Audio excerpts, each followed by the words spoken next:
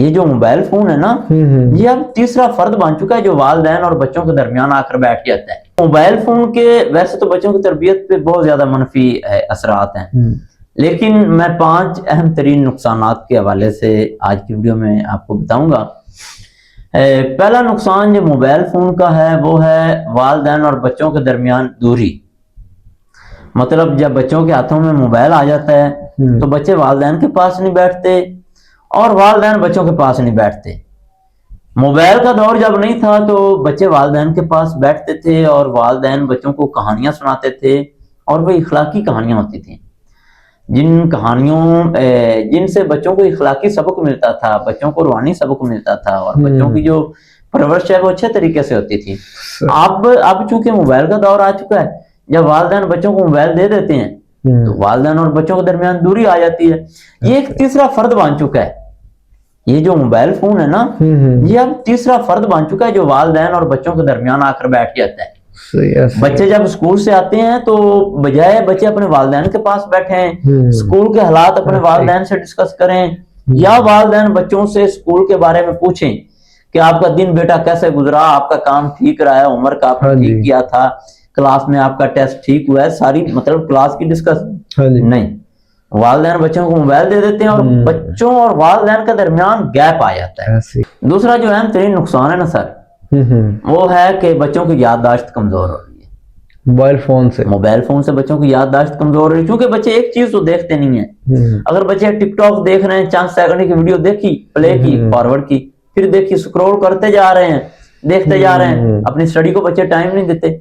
जब बच्चे स्टडी को टाइम नहीं देंगे, बच्चे सबक नहीं याद कर पाएंगे, बच्चों की याददाश्त कमजोर होगी, वैसे ही माइंड डिस्ट्रैक्शन का शिकार हो जाता है, ऑटोमेटिकली बच्चे की मेमोरी पे असर अंदाज। और अहम तरीन इसमें जो नुकसान है ना, ये है कि बच्चों में सब्र और इंतजार की जो है आदत खत्म हो रही है। बिल्कुल ऐसे ही है, बच्चों में सब्र और इंतजार की। आप देखें घरों में बच्चों ने मोबाइल मांगा है, अब पेरेंट्स कॉल कर रहे हैं, उनका जी बेटा 1 मिनट वेट करें, बच्चे रोना शुरू कर देंगे, चिल्लाना शुरू कर देंगे। बड़े बच्चों को मिल गया, छोटा चीखना शुरू कर देगा, ये नहीं सोचेगा कि मैं चंद मिनट वेट कर लूं। इंतजार और सब्र की आदत खत्म होती जा रही है इस मोबाइल फोन की वजह से। जो तीसरा नुकसान है मोबाइल फोन की वजह से बच्चों की तरबियत के हवाले से, वो है कि इखलाक और बदजुबानी। ये बड़ी ज्यादा होती है, बच्चों में इखलाक की कमी होती जा रही और बदजुबानी बहुत ज्यादा होती जा रही है। उसकी रीजन ये है कि ये जो टिकटॉकर्स हैं हमारे, ऐसे ही है। ये आप क्या समझते हैं, ये कोई स्कॉलर्स हैं? कुछ भी नहीं, ये कोई मजहबी रहनुमा है? कुछ भी नहीं है। ये कोई इनका, अगर ये पढ़े लिखे भी हैं तो इनका जो कंटेंट है ये कोई बच्चों की तरबियत के हवाले से एक्सेप्टेबल नहीं है, ये कोई इखलाकी तो नहीं है। तो जिस किस्म की लैंग्वेज वो टिकटॉकर यूज करेंगे, क्या हमारे बच्चे वो यूज नहीं करेंगे? जाहिर है यूज करेंगे। हमारे बच्चों की इखलाक में कमी नहीं होगी, हमारे बच्चे हैं जो उनकी बदजुबानी होगी। तो ये मोबाइल फोन का ही है नुकसान है कि जो बच्चे बदतमीज होते जा रहे हैं मोबाइल फोन की वजह से। सही।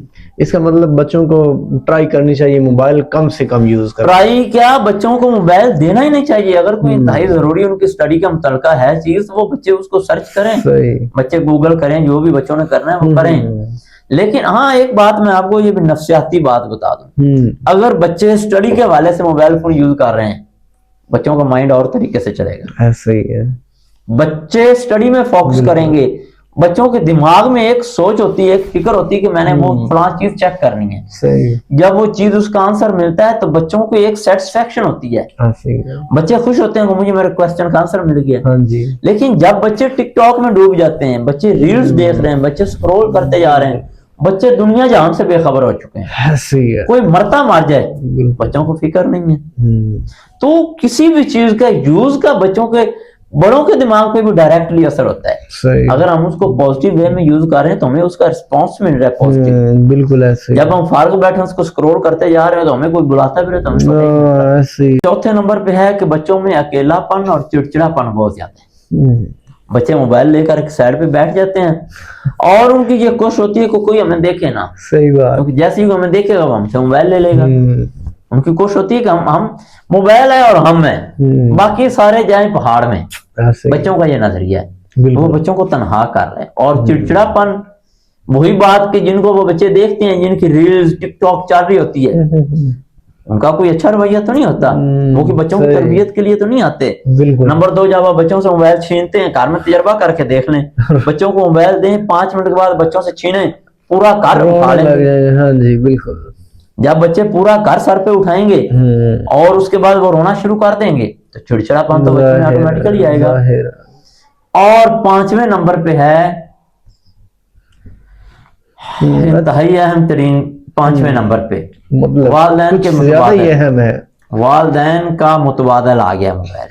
हाँ, अच्छा वालिदैन का जी, मुतबादल, वालिदैन का ये क्या मुतबादल आ बात गया। कर दिया आपने। एक वालिदैन दौर का होता था कि मुतबादल। वालिदैन पे एक जिम्मेदारी होती थी बच्चों की तरबियत की। हाँ। जब जिम्मेदारी होती थी तो वालिदैन बच्चों के पास बैठते थे, बच्चों को अपने पास बुलाते थे। सही।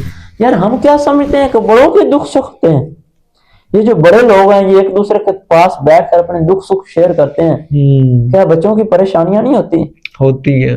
बच्चे को स्कूल में टेस्ट नहीं आया या कोई चीज बच्चे के स्कूल में गुम हो गई, ऐसे क्या बच्चे की टेंशन नहीं है? जाहिर। बच्चे के पास रजिस्टर नहीं है, बच्चे की परेशानी नहीं है? बिल्कुल जाहिर है। एक बच्चे का पापा फौत हो चुका है, क्लास में उसके क्लास फेलो ने पूछ लिया आपका पापा आपको स्कूल छोड़ने क्यों नहीं आता? अल्लाह, क्या ये बच्चे की परेशानी नहीं है? एक बच्चे की मम्मा फौत हो चुकी है, स्कूल में उसके क्लास फेलो ने पूछा है कि आपकी मम्मा ने आज आपको नाश्ते में क्या बना कर दिया है? क्या ये बच्चे की परेशानी नहीं है? बच्चे की जो स्कूल में परेशानियां हैं वो घर में आकर बच्चे ने किससे डिस्कस करनी है? अगर अपने बड़ों से डिस्कस नहीं करनी तो किससे करनी है?